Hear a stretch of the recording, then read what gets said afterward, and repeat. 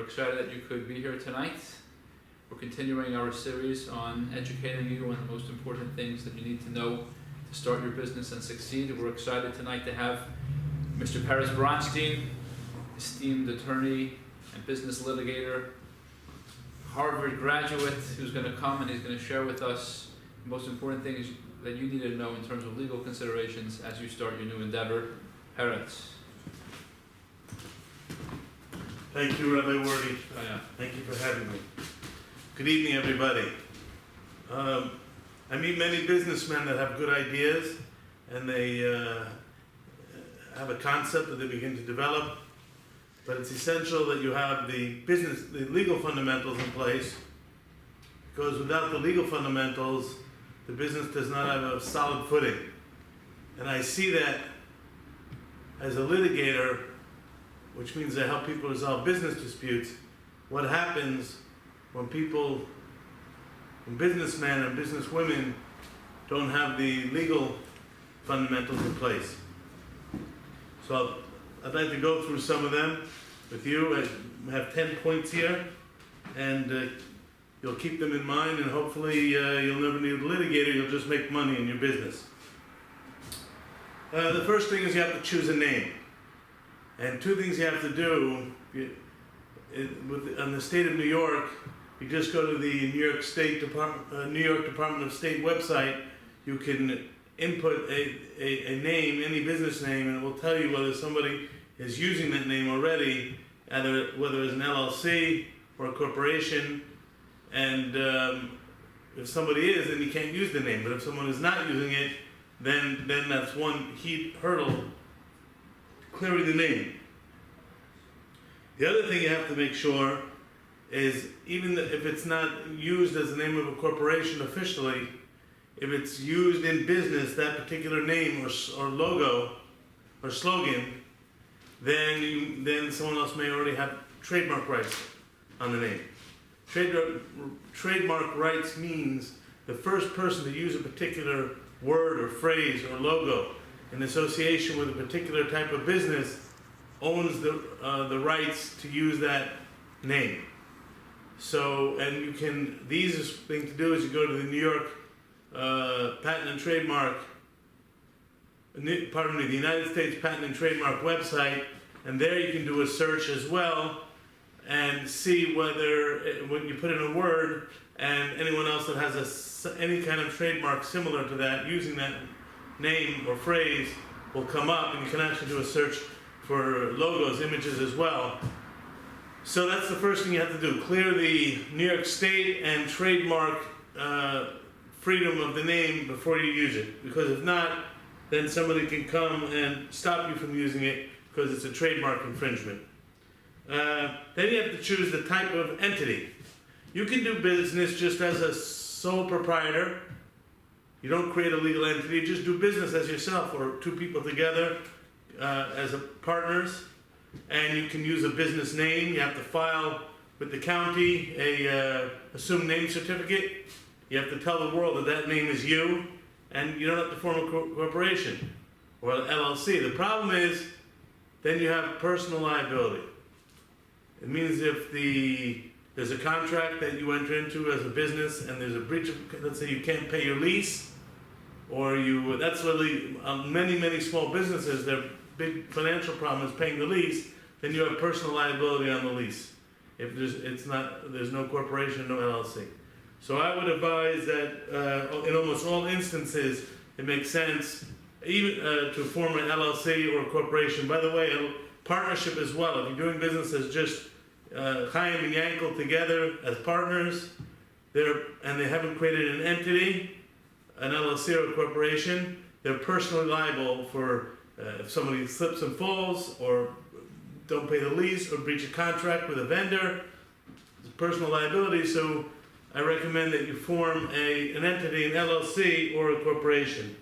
I won't get into all the details, but in general I would say that nowadays there's no reason for a small business to create a corporation. I would recommend that almost always you form an LLC because it's more flexible than a corporation. In terms of taxation, there are less restrictions to avoid corporate tax.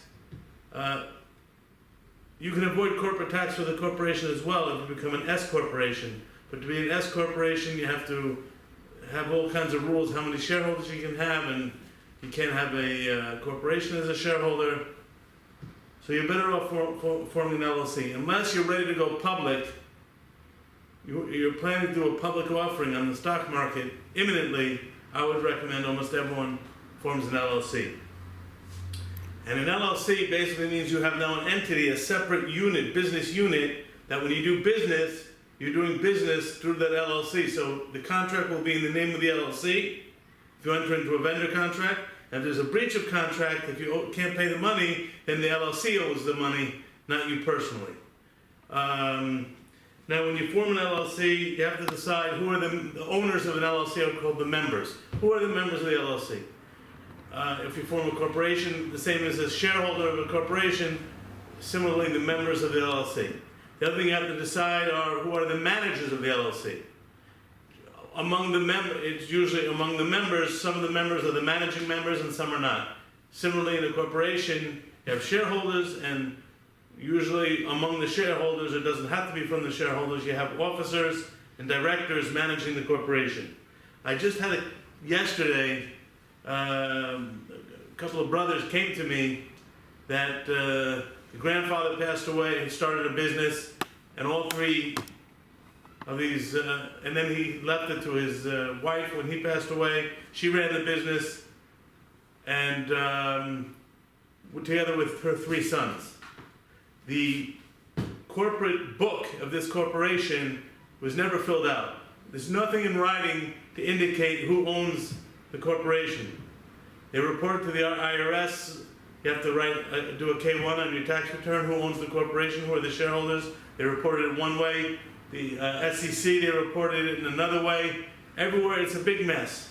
So what they didn't do is what I recommend you do is when you form your corporation or your LLC, you fill out the corporate book or the LLC book, identifying who are the shareholders, who are the managers, so you don't have to, God forbid, have litigation down the road. When this particular corporation I'm talking about is, the reason it's relevant now is they own this old warehouse that was not worth very much money. It's on the waterfront in Brooklyn, and now it's worth tens of millions of dollars. So now they got to figure out who owns it.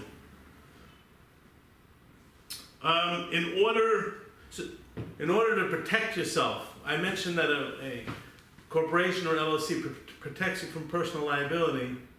You have to do what's known as respect the corporate formalities. What does that mean? Again, you have to fill out the book, and it has to be clear who the managers and the members are. Also, though, you have to have a separate bank account for the business, and you shouldn't pay personal expenses out of the business, and you shouldn't pay your business expenses out of your personal bank account. The reason why it's important to be very careful about that is, let's say the business owes somebody money and doesn't pay, and then you get sued, and the business has no assets. Typically, small corporations don't have very many assets, so they say, okay, let me go after the owner, the shareholder.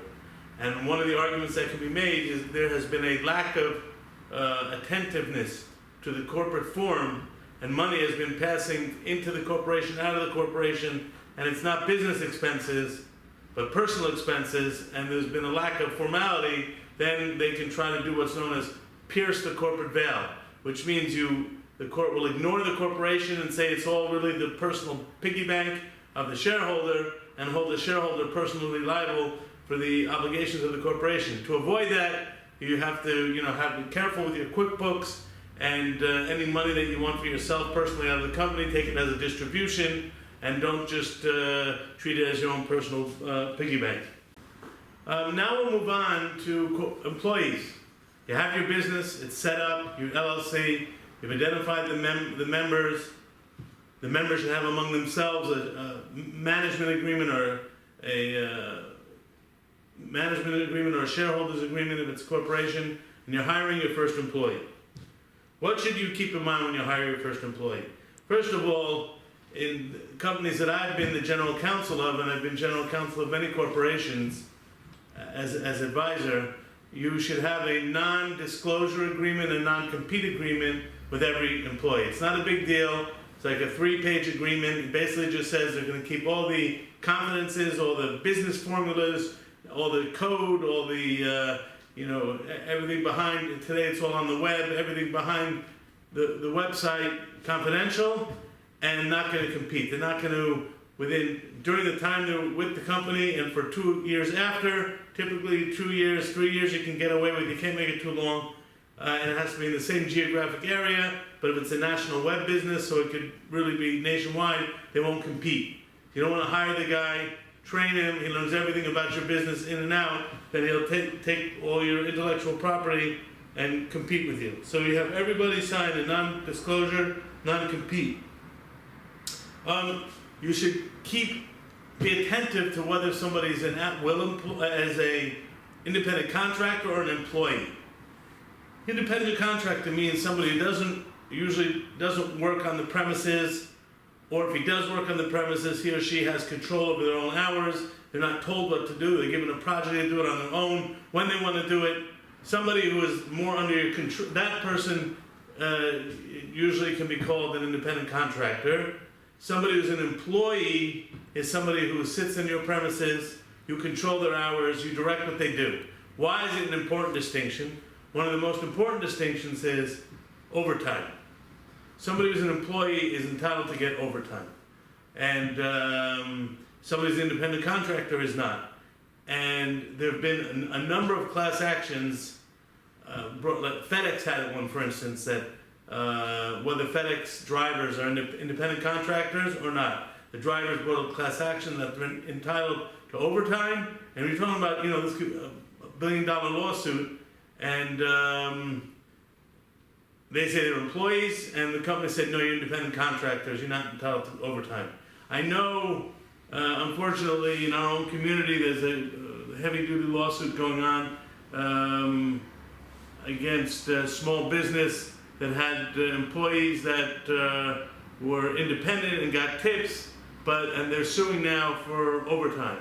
So anyway, you have to make sure you speak to an accountant and determine whether each person working for you is an employee or an independent contractor, and those who are entitled to overtime, make sure they don't work more than 35 or 40 hours a week, or pay them the overtime. If not, you can have a serious problem. Even if it's not, the overtime is not that much, the statute provides that you can get legal fees.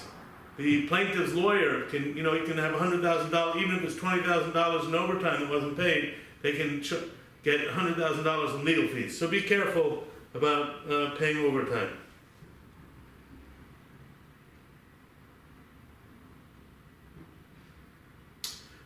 In general, it's important to have good written contracts. Some of the important terms to have in your vendor contracts is limitation of liability.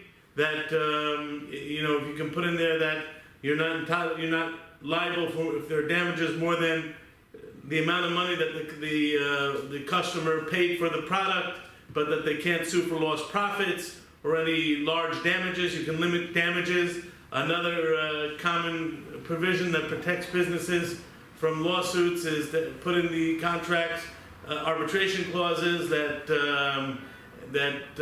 any disputes can only be brought on an individual basis, no class actions, and in arbitration, which is typically cheaper than litigation.